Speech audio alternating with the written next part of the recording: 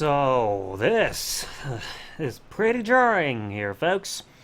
Because I was just on Reddit a moment ago, and on r/online dating, and the very top, one of the top results that we got on here was this article that somebody shared, courtesy of NBC News. Many on dating apps are already in relationships or aren't seeking actual dates, new study finds. Nearly 2/3 of Tinder users surveyed said they're already in relationships. Some of them were already married while they were using the app. Before I read this article, let me ask, if you're already in a relationship or married or not actually looking for actual dates, please get off the app.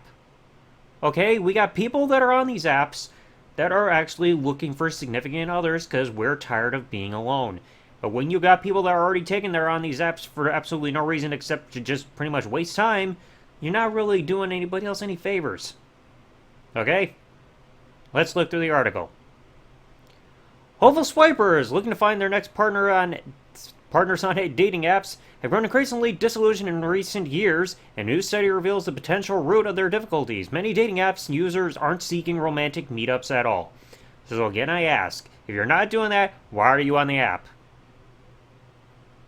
Half of nearly 1,400 Tinder users surveyed said they weren't interested in actually finding dates, according to research published last month. Nearly 2/3 reported that they were already in relationships, and some were married while they were using the app. Ay, chingao. The researchers asked participants aged 18 to 74, holy shit, recruited through online advertisements, a variety of questions about their motivations for using Tinder. The most widely downloaded dating app amongst 18 to 25-year-olds, the number of matches and dates they've had, as well as both psychological measures, such as loneliness and self-esteem. It's going to be a hefty number there, isn't it? They then studied participants' self-reported level of satisfaction with the app, all submitted through an online questionnaire.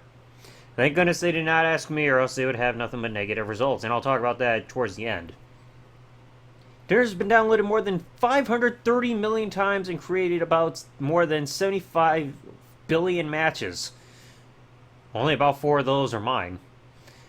Tinder's in-app relationship goals feature lets members signal their intent. A spokesperson for Tinder, who's not involved in the study, wrote in a statement, globally 40% of Tinder members say they are looking for a long-term relationship versus 30% looking for a short-term connection. The study reported that many choose to stay active on dating apps even if they are looking for dates or hookups for the same reasons they use social media. But again, with social media, it's established you're looking for friends. These dating apps, people are most likely looking for a significant other. If you're not looking for a significant other because you're already seeing somebody, please get off the app. There's a difference between Facebook and Tinder. Platforms have... Let me move the mouse out of the way. The platforms become similar sources of entertainment and social connection while providing users with the confidence boost that comes with collecting likes and matches. Well, again, it may be entertaining for you, but it's not entertaining for the people that are actually making the effort on there to try to find a significant other because we're tired of being alone. But if you're on there for no reason, you're just getting people's hopes up. Let's see. Study co-author Hermano Vera Cruz, I guess that's probably the name, a data scientist and professor of psychology at the University of Picardy, some French place, said the dynamic results in a game of deception. Those who genuinely want real-life connections have a lower probability of finding success, he said, because fewer users are there with the same objective. And again, that's the problem. Because like I said, I'll get to my experience in just a bit, because there's a certain update. Oh shit, there's more to read. People, his quote, those who start swiping merely as a form of distraction aren't getting what they want out of the experience either. The researchers found that Tinder users who reported the least satisfaction from the app are the ones using it to cope with negative emotions and other issues, such as avoidant attachment styles or psychological qualities like impulsivity. Not a word you see all the time. Findings line up, whatever. A 2020 Pew Research survey reported that online dating left significantly more people in the U.S. feeling frustrated than hopeful. Yes, it has. People have unleashed their frustration online with social media showcasing no shortage of posts from users lamenting their dating app experiences. I wonder how many of those came from me, huh? Just like cesspool people not knowing what they want and just drawing weird 10-person TikTok video. It's like social media is too toxic, but you're kind of addicted to it because you do it for attention or whatever. Let's see. A Reddit user wrote in a recent post on the r/online dating subreddit, hashtag those whenever I can, maybe things would be different on a different app. I don't even know whether it's worth trying or just giving up for a while. I'm so tired of the process that seems to be going nowhere, and just makes me feel bad about myself. But the study reports a silver lining. People who use dating apps for their intended purposes are still more likely to achieve satisfaction, even if getting there requires waiting through all the matches whose goals don't align. And right at the end, can't deny the fact that the relationship started online, because of how easily accessible it is. Especially when you're in a world full of people that are more introverted and prefer using dating apps rather than going to a bar, because again, the bar scene is not for everybody. Trust me. So, I gotta give my thoughts on this because I've made videos talking about subjects like this before on this channel. I've been through 13 dating apps overall. 5 of those, 4 of the dating apps I've been through more than once, but I've been through 5 dating services since I came back to this stuff over a year ago.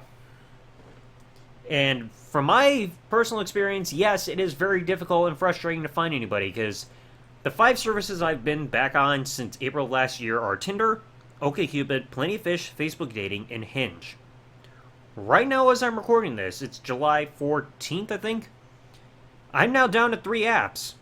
Because last month I left Plenty of Fish, and just the other day I left Hinge. With Plenty of Fish, you guys have seen the videos, very difficult to find anybody because most of the user base there are bots.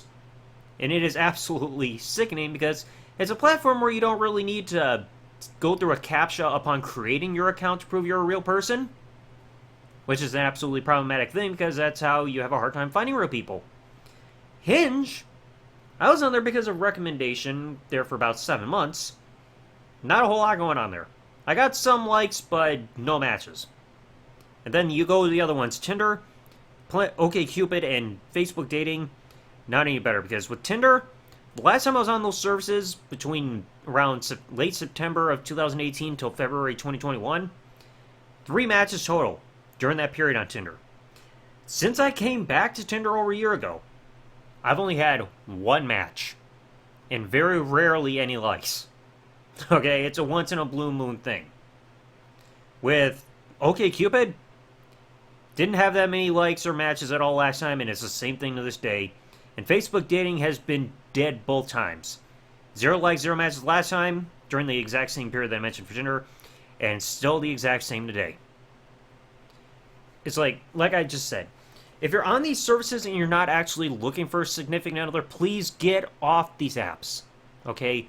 People who are legitimately making an effort to be on these apps to try to find somebody because we're tired of being alone, we're not going to find anybody if you got people on there that don't have any intention of actually doing anything on there. If you're in a relationship or married and you're in a monogamous relationship altogether, again, why are you on these apps?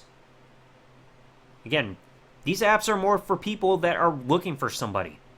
We can't find anybody if you got people that are on there wasting time, not looking for anything. I mean, it's not going to build anybody's self-confidence if you got dead users on there or users that aren't interested. And like I said, with myself, I've barely had any likes or matches at all, so that kills my self-confidence there. But when you find nothing but people that are constantly taken, and like not even using the app, they're just wasting time, it doesn't make your self-confidence go any higher. So like I said, it's just absurd. Why be on a dating app if you're not actually looking for anything? If you're looking for friends, stick with social media like Facebook and stuff like that. Not a dating app. Okay? So anyway, let me know what you thought in the comment section below. Like I said, this is just jarring. Like, holy shit. So anyway, thanks for watching, folks. Like, comment, subscribe. Peace out and good day, everybody. And again, if you want to read the article, link in the description.